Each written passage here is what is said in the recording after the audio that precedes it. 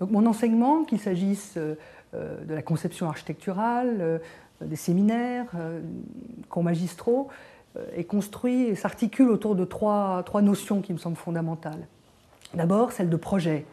Alors pas seulement dans le sens que lui donnent les architectes, de manière un peu codifiée, c'est-à-dire la conception par le dessin d'espaces, de structures, d'édifices à partir d'un programme, mais d'une manière plus large, l'idée du projet comme conception du monde, au fond, pour dire les choses de manière peut-être un peu trop grandiose, mais en même temps c'est de ça qu'il s'agit.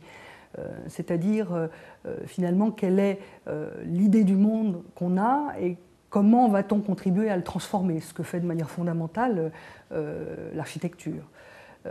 Donc première chose. Deuxième chose qui lui est liée, l'idée de critique.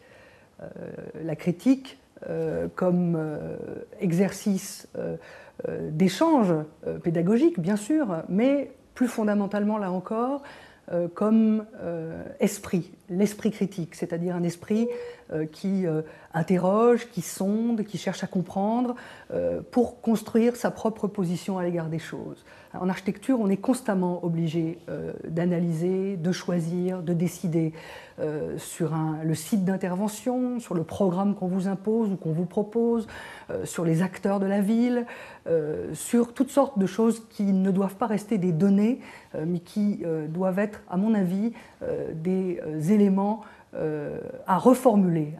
Avant de proposer une solution, je crois qu'il faut bien poser les problèmes. Et ça, c'est ça l'esprit critique pour moi.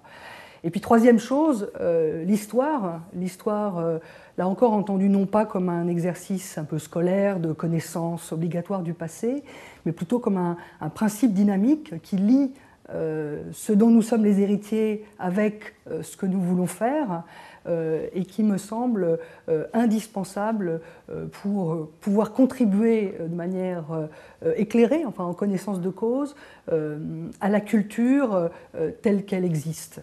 Donc j'enseigne l'histoire récente de l'architecture dans cet esprit pour prendre un peu de recul sur des choses dans lesquelles nous baignons. Et finalement, le propos d'un enseignement, me semble-t-il, est d'apprendre aux étudiants à penser de manière autonome, tout seul, et il me semble que le jeu de ces trois dimensions peut y contribuer.